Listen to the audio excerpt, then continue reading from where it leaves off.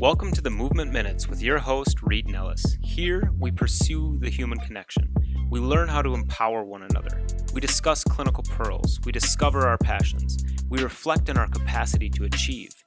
We remain open to novel trends and concepts, because regardless of our backgrounds or experiences, our successes or failures, we all speak the same language, human movement.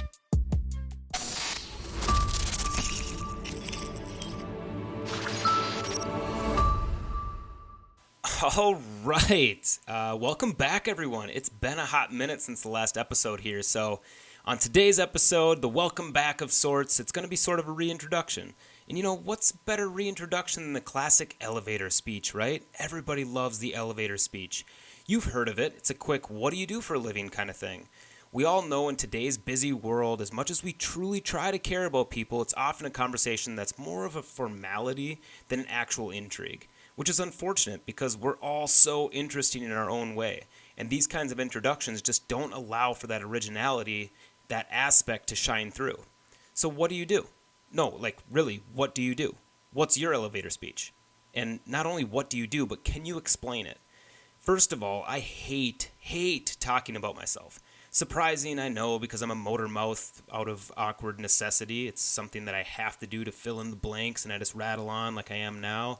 But anyways, I hate talking about myself. Or even worse is hearing people talk about me. It's like when the whole restaurant at Texas Roadhouse or something sings you happy birthday.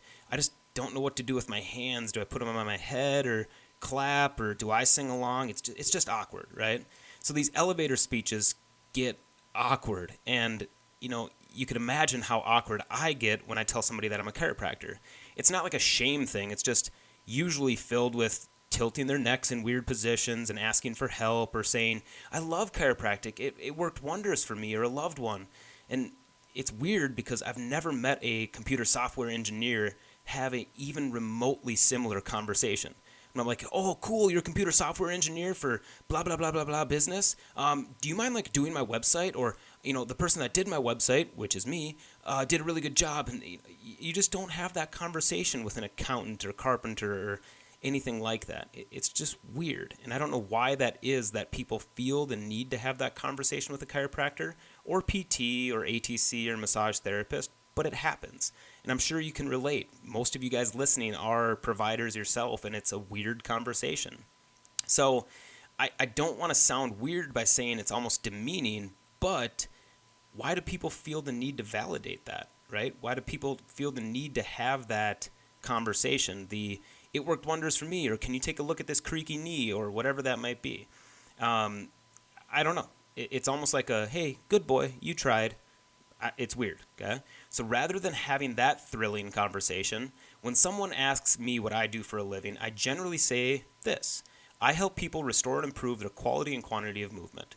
It's a little pretentious and kind of skirts around the direct answer, but it's short enough, it's very accurate, and best of all, it opens up space for discussion if they choose to go further with that.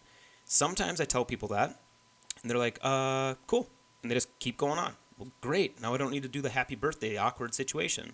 But if that intrigues somebody who I'm having a conversation with this elevator speech, they have the option to go further. Okay, what do you mean by that? You restore and improve. What'd you say?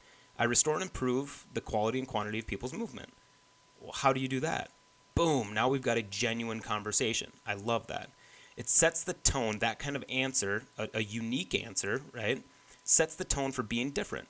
And whether or not being different is a good thing or bad thing in that individual's eyes, I've had this same conversation where I tell people what I do for a living, and they almost think of me as egotistical and stuff. Fine. If that's their opinion of me and their first impression, great, fantastic. Let it be that way.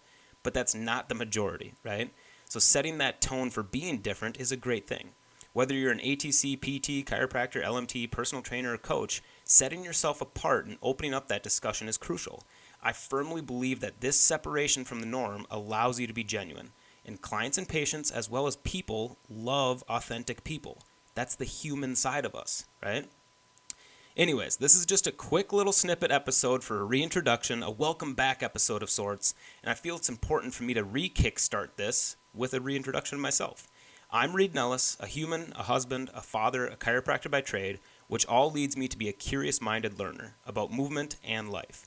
This podcast is exactly about that. Conversations with elite movers, some of the best providers and trades in the world and abroad, and just curious-minded people in general having discussions. So welcome back, everybody. There's going to be more podcasts to follow. I hope you enjoy, and have a great rest of your day.